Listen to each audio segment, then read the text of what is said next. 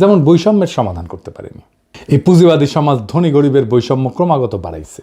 বলা হয়তো ধনীদের তরফ থেকে ট্রিকল ডাউন করতো, আস্তে আস্তে ব্যয় ব্যয় ব্যয় ব্যয় চুইয়ে পড়িয়া নিচের লোকেরা আস্তে আস্তে কিছুটা সম্পদ হয়তো পাইতো।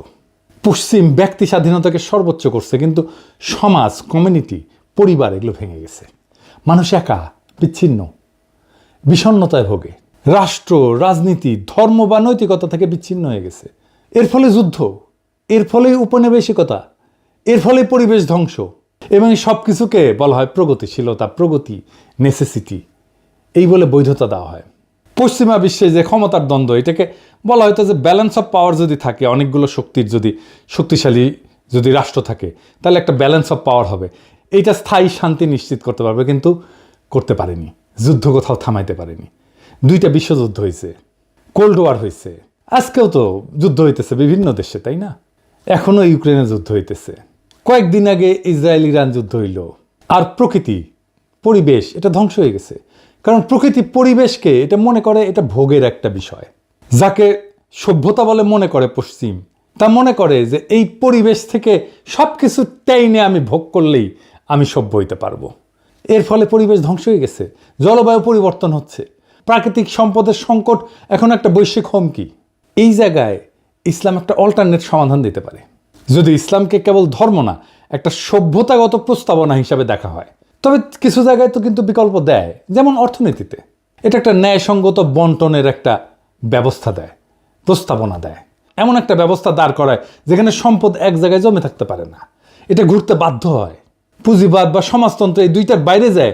ইসলাম একটা সোশ্যাল জাস্টিস, এর তার সাথে সাথে প্রপার্টি রাইটসের মডেল দেয়। তারপরে সমাজকেন্দ্রিক একটা জীবন দেয়। ইসলাম ব্যক্তিকে সম্মান দেয়, কিন্তু সমাজকে ভাঙে না। পরিবার, প্রতিবেশী এবং তার যে উম্মাদ ধারণা, এটা মানুষকে সম্পর্কিত করে রাখে। আর নৈতিক যে রাজনীতি, সেটা রাষ্ট্র শুধু আইনের মেশিন না, বরং নৈতিক দায়িত্বশীলতার কেন্দ্র। ইসলামের একটা ধারণা আছে, আমানতের ধারণা। ক্ষমতা একটা আমানত, ক্ষমতা মানে দায়বদ্ধতা। আমাদের এই লিবারাল ডেমোক্রেসিতে জবাবদিহিতা কার কাছে? জনগণের কাছে, তাও দিতে চায় না তারা। কিন্তু ইসলামে জবাবদিহিতা কার কাছে? জনগণের কাছে অবশ্যই, কিন্তু উপরালার কাছেও, কেবল নাগরিকের কাছে না, খোদা তাআলার কাছেও। শান্তির ধারণাও ধরেন ইসলামে একটা খুব র্যাডিক্যাল চিন্তা আছে।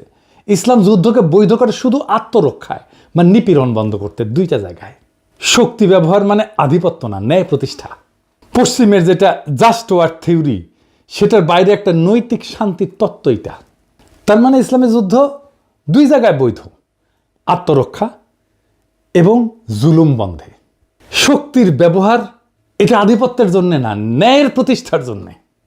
এমনকি ধরেন প্রকৃতির সাথে সম্পর্ক, ইসলাম প্রকৃতিকে আমানত হিসেবে বলে, শোষণের বস্তু না। খিলাফার যে ধারণা, সেখানে মানুষ প্রকৃতির উপরে শাসক না, তার রক্ষক। এই যে পরিবেশগত বিপর্যয় হতো, এই পরিবেশগত বিপর্যয় হতো না পৃথিবীতে যদি ইসলামের দৃষ্টিতে পরিবেশ আর দুনিয়াকে দেখা হইতো। তাই ইসলামকে একটা বিকল্প সভ্যতার ধারণা হিসেবে এটা একটা পরীক্ষা নিরীক্ষা করা সম্ভব সমাজে, রাষ্ট্রে। আমি আমার পিএইচডি গবেষণার কথাই বলি, এইখানে যেখানে গ্যাপ, সেখানে ইসলামের ধারণা প্রযুক্ত।